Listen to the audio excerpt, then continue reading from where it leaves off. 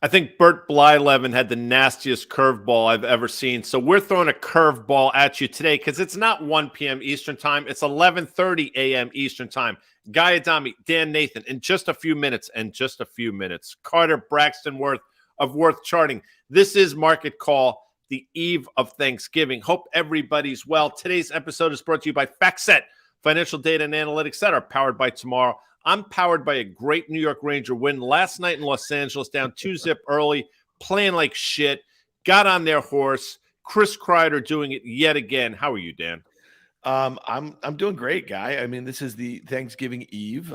We are thankful for many things. Our partnership of one, our team at Risk Reversal Media also, and of course our viewers of Market Call here, our fine sponsors like FactSet here. So we got all that going for us, but we're going to be short and sweet today. We're going to hit a bunch of macro stuff with Carter when he comes on in a few minutes, but you and I want to hit what we think are some of the most important things moving in the markets today. Again, this is, probably a low volume couple day rally here. Maybe we continue into the half day Friday afternoon. You and I have traded these environments for many, many years. We don't place too much emphasis, right, on moves that we see on weeks like this.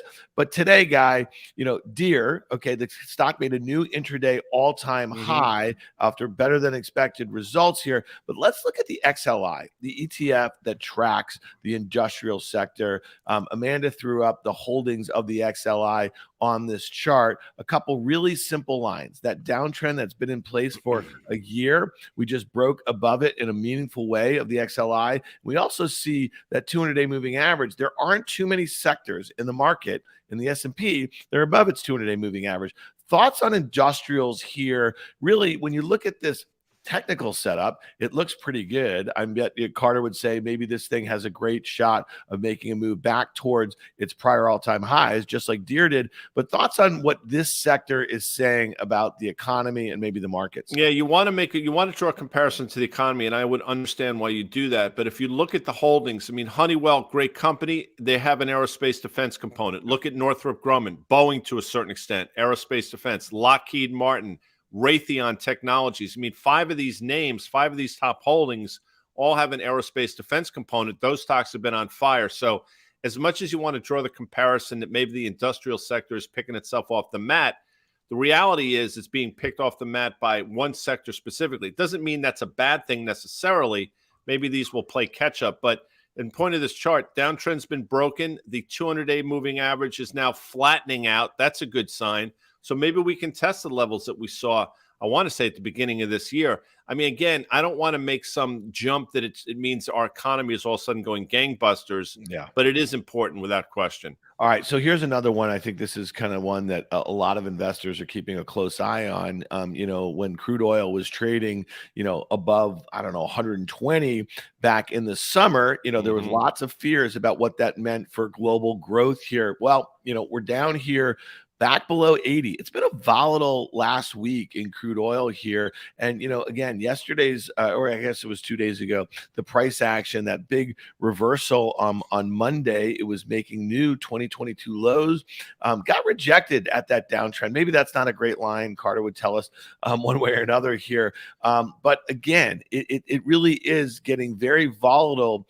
very near the 2022 lows here. And I'm just curious your thoughts about, like, as an investor, as a strategist, as a pundit, are we placing too much emphasis on what crude oil is doing from day to day? No, I don't think we place too much emphasis on it at all, because I do think to a large extent that's a barometer of what's going on, not only here, but obviously in the global economy. And I think to a certain extent, the volatility you're seeing has a lot to do with, China continuing the zero COVID policies, pretty draconian what's going on there. And I think every time you think China's going to sort of ease up on the throttle, they put down the throttle once again, or they put the brakes on, I should say. So I think that's part of it. And things are slowing down here. So I don't think you can underestimate it. What I do find interesting, and you've made this point for a number of times, I mean, you thought the commodity was going to crater, spot on. But the fact that the underlying equities continue to hold in is pretty interesting. And something we've said for a while on Market Call, we've said it on the tape, we said it on Fast Money. Crude oil can go sideways, even slightly lower. And so many of these stocks are positioned to do well because they're just better run better margins, better balance sheets, better everything companies than they were 5 years ago. So here we are. The problem, of course, is this OIH got up to levels we saw back in the spring. If we can't get through 320 in a meaningful way, and I think right as we speak, we're either side of 300, that double top that you're drawing is going to hold up. And your thesis that it's going to give up the ghost both in the OIH and the LXE is going to be spot on.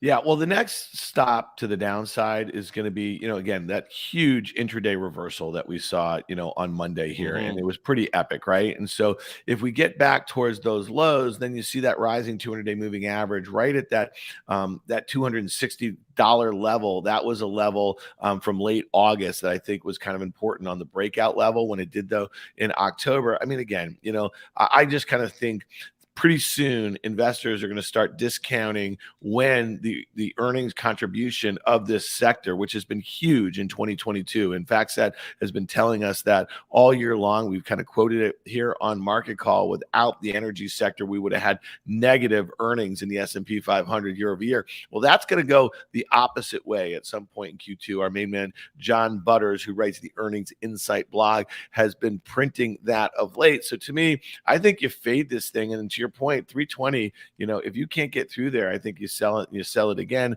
The way I've been playing this is the XLE. I detailed this trade idea on Market Call a couple weeks ago when it was trading 93. I was looking at the December 30th, the end of the year expiration 90.75 put spread. And again, this thing is actually holding up a bit better, guy, than the oil services, but that's my trade. I want to play it back to that 200-day moving average. All right, moving along here. Big mover today. This is Tesla. It seems like there's a couple analysts out there who think enough is enough. Morgan Stanley, also Citi here. The stock's up 6%. It's been down dramatically. I think at its lows yesterday, it was down 25% in a month. That has been since Elon Musk, the CEO of this company, also closed on his deal for Twitter here. Look at this thing, man. It got obviously a bit oversold here. Is that breakdown level near 200? Is that going to be just a spot on the chart that's going to be really important as we head into year end? Yeah, I mean, people will say round numbers are important. In this case, they happen to be in the form of basically a little north of 200. But yeah, and I'm hard pressed to believe we're going to get there in a meaningful way because I do think the broader market is exhausting itself. And in Tesla specifically, we continue to make lower lows and lower highs. And the pattern is what it is. I mean, analysts can come out and play stock market all they want and say this is the level. And I think to a certain extent, that's what they're seeing. They're trying to be opportunistic with this sell-off. But I think that 150 level that you flagged a number of times, sort of the lower end of that support, 150 to 175 makes sense. So look, there is a place to own Tesla. And if you want to buy it for a trade, hoping we get back to 200 and play for that sort of 6-7% move, as you would say, have at it. I just think there's another leg lower in this thing. And I'm not a Tesla hater. I don't really care one way or another. We get a lot of that. It's amazing how passionate people are about certain names, Tesla being one of them, Apple being another. Yeah, and I guess the importance, why do we reference this so much? Well, A, it is the 5th largest stock in the S&P 500 by market cap, and it is just astounding valuation relative to its auto peers. So for me, one of the reasons why this stock is so important from a sentiment standpoint, because, as we've talked about, all of these pockets of exuberance in the markets, whether it be crypto, whether it be SPACs, whether it be unprofitable tech, they've all cratered. Now, this one at its lows was down about 60%. And some people on the Twitter will tell you, well, every year the stock sells off about 50% or so. What's different this time is basically where we are in the markets, where interest rates are, and how levered the CEO of this company, Tesla, is to buy Twitter. And he's really, I think Tesla shareholders are basically financing this gambit with Twitter. And if this thing were to come unwound, I think it's an important part of the market. Another one, really quickly, from a sentiment standpoint, that I think is really interesting. Not a big market cap anymore, but at one point, it was a big story. And this is Coinbase. And when you think about all the stuff that's happened in crypto and the sort of contagion that we're seeing with some funds and with some exchanges, this one's clearly on people's radar. Look at that line I drew, Guy. This week, a matched low from those lows back in the summer here. And again, 18.5% short interest. There's still concerns about, whether this thing is going to be exposed the way some of these other exchanges. I'd say this is that, be careful right here. I know people who are pressing this thing right here because they think it's, going to be, go the same fate as maybe, some of these other exchanges have gone under. But if one of these big investors were to kind of put a bunch of capital in there, they do have about $5 billion in cash. You're going to have an epic short squeeze. This one doesn't look like a great do or a great press on the short side. No, I agree with that. I mean, this seems to be forming a bit of a bottom here. Again, you go back, I want to say to May, and, we've been sort of trading sideways. You had that one blip higher, but effectively sideways ever since. So you get any incremental good news, and this is probably an 18 to 25% rally. And that's, again, not to suggest that things are better at Coinbase. I mean, this is trying to trade a stock and trying to be opportunistic. This reminds me, by the way, of that trade we talked about in Alibaba a couple of weeks ago where, too much at a certain point, you just push. There's nothing left to do on the downside. Market exhausts itself, and then you get that relief rally. And I think that's what we're about to see here in Coinbase as well. I think, to your point, the risk reward sets up well. I can't speak to options vol, but I think an interesting way to probably play it would be probably vis-a-vis call spread or something like that. Yeah. And again, why are we focused on this name? It just really is an important name, just like Tesla from a sentiment standpoint. If you were to see this thing go precipitously lower, that might indicate that we're going to see other pockets in the stock market do the same, that might have exposure to crypto. There's plenty of banks that do. There's plenty of VC funds that have exposure that have not marked down positions and things that are non-crypto related. Last one, if they could throw up the Robinhood chart here, Guy, because what's interesting, both Robinhood and Coinbase have similar enterprise values right now. They both have big cash balances. They both have a bit of debt, but Robinhood's crypto exposure has been going down dramatically as the Bitcoin and the coins have been going down. Curious here, because we spent some time on Market Call a few months ago talking about this one. It's come off pretty hard here, and I have a good friend who's really good on the short side in fintechs, and he was short Coinbase, still short Coinbase. He's no longer short Hood, doesn't think it's a short anymore. Is this one interesting to you?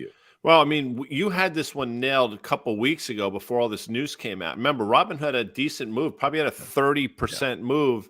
And we talked about it with Tom Sosnoff as well. This is one of his bigger positions. And everybody was looking like a genius. And then obviously this news hit. But again, this is one of those things that any incremental good news, and you can get yourself a 25 to 30% rally. Again, doesn't mean the things are fixed at Robinhood, but you can get those bounces along the way. So I think this is an interesting trade as well. You're going to get some sort of on the margin decent news incrementally about some of these names. Again, it doesn't mean everything's been fixed. It doesn't mean there's still not problems in the crypto world, but that's what you're playing for at this point. Exhaustion to the downside and a short covering rally to the upside.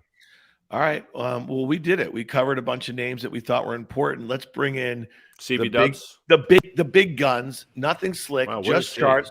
Carter Braxton Worth of Worth charting here. Carter, any thoughts? Anything stick out to you from that commentary? We just want to hit some individual situations that we think are kind of important relative to the broader picture.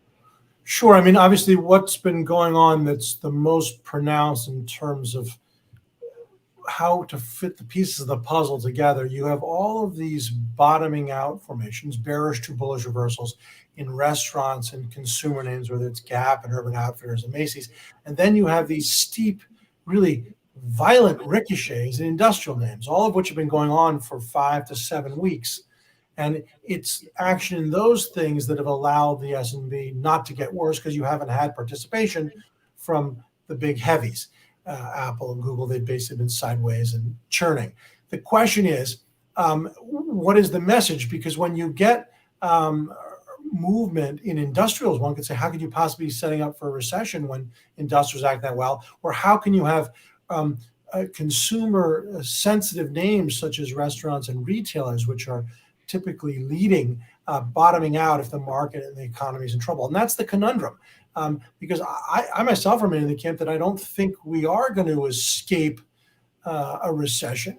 And yet there are signs and many things that would suggest that the market is saying, yes, we are going to escape. One thing we do know is that the VIX at this point has been in such a free fall. My hunch is to play for a bounce in the VIX, which by definition would be a fade in the market. I pay attention to what you say. It's the cheapest thing you can do, Dan and Carter. And I'll say this. One of the things you've mentioned for a while now is the fact that you thought yields would go lower. That's happening right before our very eyes. You thought the dollar would probably go lower. That happened as well. And you also thought that equities would bounce on that in the very short term, which is what we're seeing now, until the market figures out that none of this is bullish, and then it carries over to the downside. So all these things are coming into place. To your point about the VIX at 21.5, that to me lines up with a perfect scenario into Thanksgiving where this market's going to exhaust itself to the upside. And I know you brought some charts, and then we have the next leg lower. Am I looking at it correctly?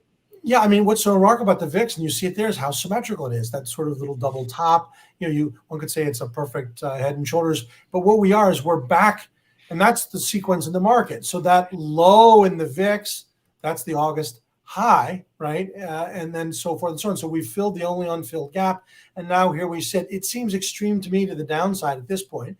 Everyone is basically locked in the notion that you have to get a Christmas rally. You can see the stock trader almanac type stuff. The week of Thanksgiving, you typically are up 2 out of 3 times, and all that's good. But none of that is it's not a thesis. It's not a philosophy. It's not a new thought. It's just maybe. Okay, maybe. Yeah. So Carter, talk to us a little bit. You don't hear me quoting the Dow Jones Industrial Average too frequently, but I saw that it's down less than 10% on the year. It's down about 6%. The equal weighted Dow Jones is down, I think, like 2% or something like that. And so, give us the significance. This is an index of 30 stocks. It's price weighted, so it's not market cap weighted here. Why are we looking at the Dow today? And just generally, I know other than being a love letter to Guy Adami, who's just he came into the business. I started with Charles Dow. That Chuck Dow guy. We came. I don't get credit. I don't get nearly enough credit. Anyway, sorry. No. but why are we looking at the Dow today? Well, so what if you look at the performance of the Dow, which is strange, first of all, that it is only 30 stocks and it is price weighted. United Healthcare is like 12% versus only maybe 1% in the S&P, for instance. Goldman is a much bigger weight in the Dow than it is in the triple the weight that it is in the S&P. But the ratio chart, that's not what this is, but the ratio chart, and there it is there, the performance of the Dow relative to the S&P, that line, and then put in relation to 150-day moving average on the ratio is basically as stretched as it's ever been. And this is one duration. Look at the next chart and maybe the next if you go back even further. And so we're just looking at the line. This is what's basically kept the S&P from collapsing, right? So this is Dow, and it's Goldman Sachs, and it's United Healthcare, heavy sort of sleepy names, defensive names, value names, whatever terminology one chooses. But at this point, I'd actually rather pair them up the other way and be short the Dow and long the S&P, just based on the fact that this has gone so far, so fast, too much relative to its other big index. All right, but hold on one second here again, because Guy told a great story. I think it was on Market Call where you had, was it Lloyd Blankfein, then CEO? Well, he was running Jay Aaron when you were. Yeah, he was talking to Eric Mindich. So Eric Mindich at the time was the youngest partner ever in the history of Goldman Sachs, and Lloyd strolled over to the equities division. He was chatting with Eric. I just happened to be in the area and listening to this, and Lloyd asked Eric, what do you have on? And Eric basically told him, we're long this, short that, pair traded this, against this. And he went on for about 15 minutes. And Lloyd says, and this is a true story, Dan can actually verify this because he saw Lloyd recently. Lloyd says to him, and I won't use the vernacular, but Lloyd says to Eric, how do you know what you're rooting for? And the simplicity of that struck me. And I'm like, something, Lloyd, GD, right about that. What the well, you know what you're rooting for here. Anyway, please. Yeah, no, and I saw him a couple weeks ago, Carter. He's obviously a big fan of your chart work and of course still of Guy Adami. And I asked him, about that story. He's like, yeah, that I used to ask our traders that all the time. Now, here's the point. You are a technician and you do lots of great work here. And so really, if you were to put that trade on, the point is you want that spread to collapse. You're really not making on a bet of one direction versus the other. Is that correct, right? When you look at that. Yeah, that's right. So it's a couple. How does a spread get resolved or mean revert? It can be that not that the S&P goes up. It's just that those things that have overshot, DuPont, GE, Boeing up 40-50%, give back, dip, pause, pull back. But it is a very important phrase, and I think the most pedestrian but easy example of that, what you're rooting for. I myself, we all know that when you're long something, you write a call. You're like, it's 100. You sold the 110 calls. All of a sudden it's 109. You're like, oh my God, stop here. So you're rooting for the stock that you're long to stop going up because it's gotten to 109. Wait a minute, but you long stop because you don't want to have it called away from you. And so it puts the mind in a hell of a spot. Right. But so a couple things before, I know we're on a clock. Couple things. So Jay asked, can somebody please get Guy a Jack the Bulldog mug, which is why I held up my Georgetown mug. So there you go, Jay. Be careful what you wish for. And then we got somebody else saying, he had to say this twice. He didn't think I saw it the first time. The Cowboys are going to have a nice Thanksgiving against the Giants. Okay, maybe that's going to happen. Jim Trader. Now, I'll say this, Jim, and I mean this sincerely. Unless you're from the state of Texas or Oklahoma or one of those nonsense states and grew up as a Cowboy fan, if you somehow became a Cowboy fan, you are a fraud, an impostor. Okay, just they're not a freaking America's team. If you're from Dallas, have at it. But if you're from New York and you're rooting for the Cowboys, get the F out of here. So Back to you, Dan. But here's my only question to you is that unless you're from South Bend, Indiana, or the environs right around there, or a graduate, what about all these ND fans?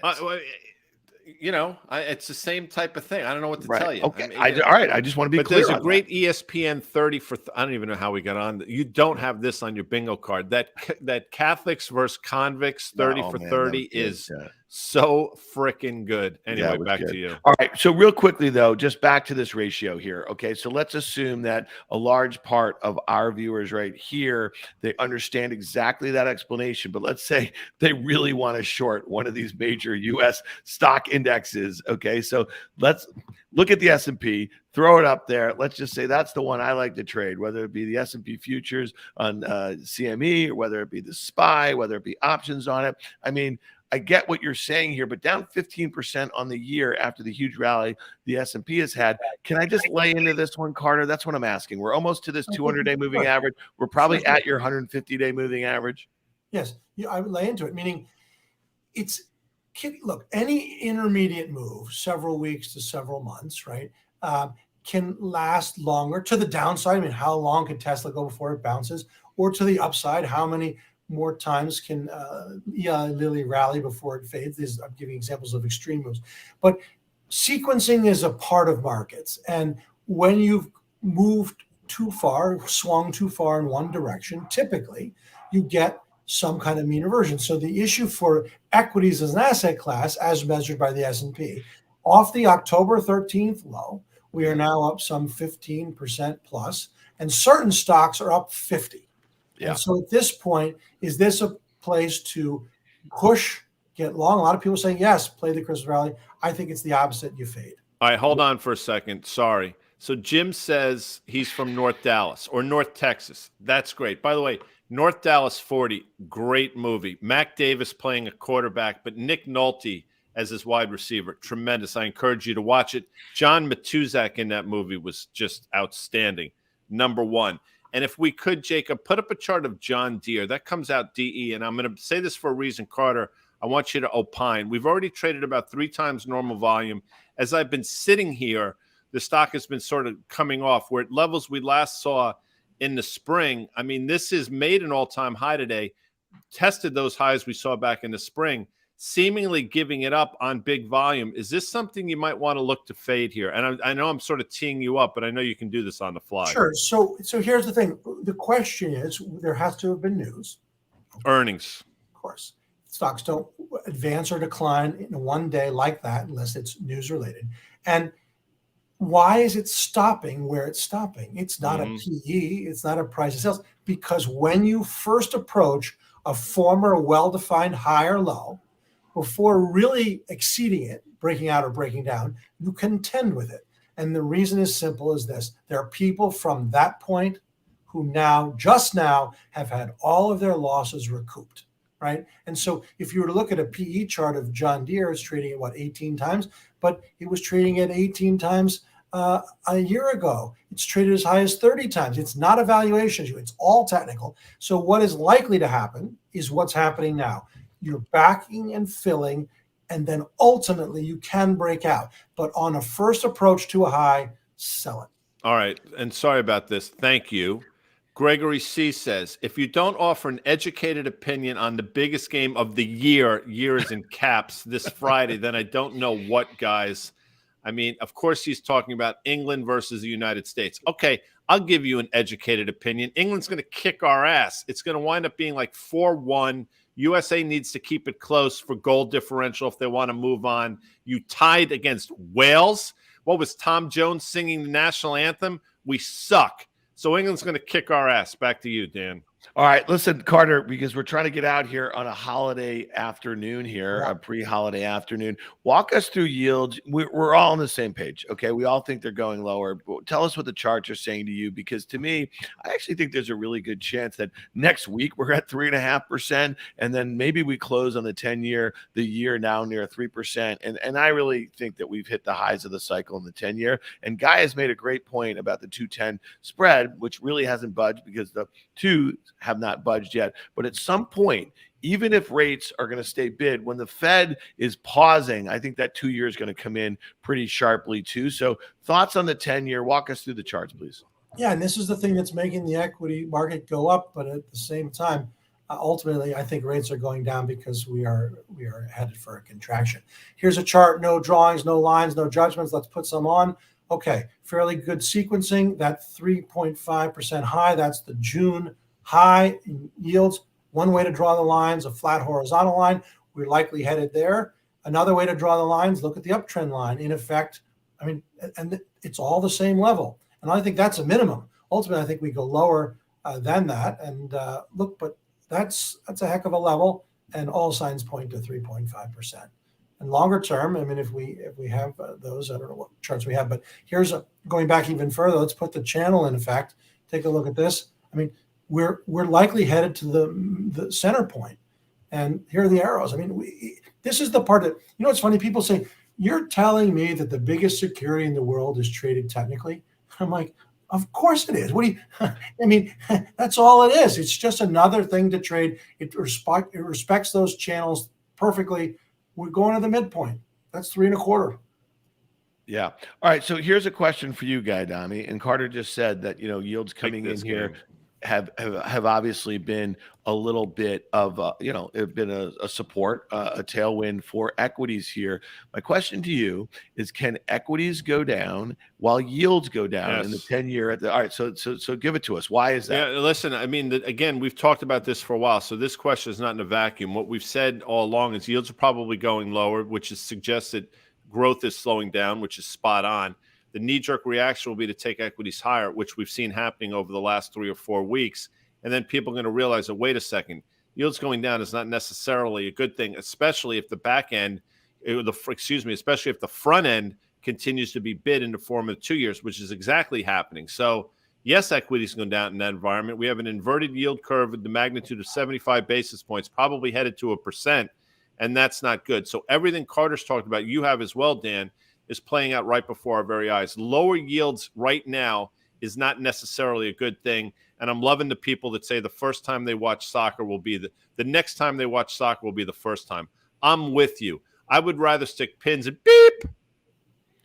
Yeah. And here we are, just for what it's worth. The Dow is now down on the day. S&P's unch. I mean, what do people want? Everyone's on the same side here. Play it long. Play it long. Wait, whoa. Play what long? Play what? The market, the whole world. The market. Not us. The market. Play it long. Play it long. S&P is, as we sit here, the S&P just went unchanged. The narrative is you always get a Christmas rally. If you don't, the odds that you will. Sarcasm. I just want to be clear here. The Fed is out of the way, and their earnings are out of the way, and we don't have anything to worry about from the war. Is just the war and politics. Listen, Carter, while we were doing this, I was buying more puts. Okay. Yeah, you are. Excellent. So again, you know, like safety in our little what are we going to call it? Little thought bubble here. Yeah, thought bubble. All right, listen, we did this thing. Again, I think we're all fading this thing. We all think that actually rates can continue to go lower. The dollar can continue to go lower, and equities can give back a bit of what they just gained over the last couple of weeks. That's our play into year end. No Santa rally here on the market call. Right. You know something? Oh, sorry. Somebody else. I'm avoiding the comments section because people Santa Claus rally, Trying to get you gobble, tuned up. gobble. They're just trying to wind me up. You can't do it. I got my coffee. I'm feeling good about things. Market call is coming to an end. Fast money tonight at 5 o'clock. Carter Worth coming from parts unknown. Although if I'm looking at the sunshine and the picture behind you, that suggests somewhere in the South. My sense is it's in Florida, if not South Beach itself. That's the way you roll on a Thanksgiving. It is. I mean, it's because you're Carter Braxton frickin' Worth, man. You become, I mean, you are, as I've said 1,000 times, you are on the Parthenon of great equity, chartist, strategist, the whole thing. And I know it's Pantheon. Leave me alone. I'll just say Dan, this. Can I anything just else? say before we get out of here, I got to say this. You know, Carter, you leaving the sell side, if you will, okay, is left. I heard some goofiness about the II and the charting thing that just made no sense. It could only mean because the king has left the building and turned the lights on the way. Well, that's out. what. Once you're not a part of a big broker dealer, you cannot be ranked. But I enjoyed that for decades. You know, so that's bullshit. I rank your ass on top. I don't care what AIIs. I mean, do people even read that shit anymore? Not You're anymore. You're top of the charts. No You pun said intended. turn the lights out on the way out, and No That's emojis with hearts, just charts. And I'm telling you, that's it in 23. I want to thank everybody. Honest, have a wonderful Thanksgiving, everybody. too, Thanks man. for all your comments. Thanks for being here. Dan, love you. Carter, love you as well. Amanda, Jacob, Steve, and Nick, everybody at the Risk Reversal team. Happy Thanksgiving.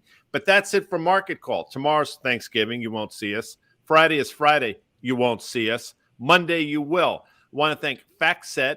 I want to thank the aforementioned Carter Braxton Worth. And I want to thank all of you. Have a very happy and healthy Thanksgiving. Thanks, guys.